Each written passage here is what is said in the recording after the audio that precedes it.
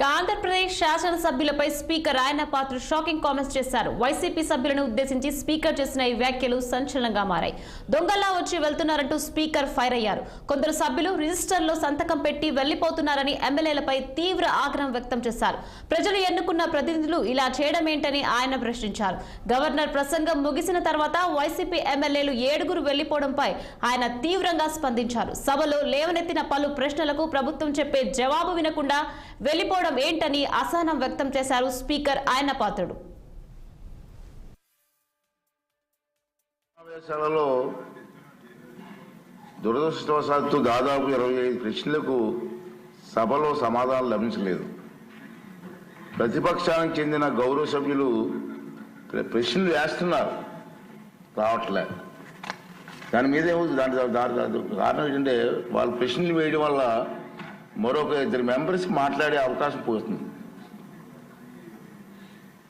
అది సమంజసం కాదు ప్రజాస్వామ్యంలో. కానీ ప్రశ్నలు అడగడానికి సభలో ఉండటం లేదు. మీరు చూస్తూనే ఉన్నారు, ప్రశ్నలు వస్తున్నాయి, వాళ్ళు సభలోకి రావట్లేదు.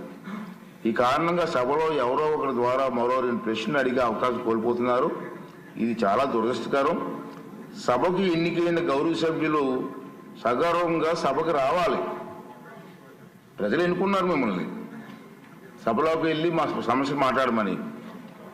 సభకు రావాలి.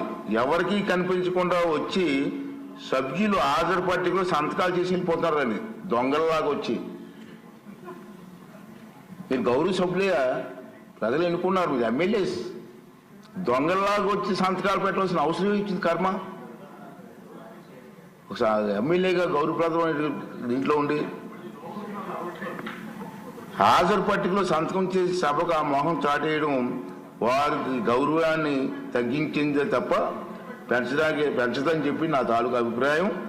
వీరిలో ముఖ్యంగా నా దృష్టికి వచ్చింది వై బాలనాగిరెడ్డి గారు, తాటిపర్తి చంద్రశేఖర్ గారు, రేగం లింగం గారు, మత్స్యలింగం గారు, విరూపాక్ష గారు, మత్స్యరాజ విశ్వేశ్వరరాజు గారు, ఆగిపాటి అమర్నాథ్ రెడ్డి గారు, దాసరి సుధ గారు.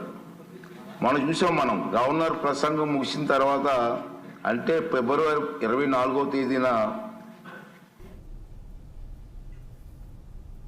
AP deputy CM Pawan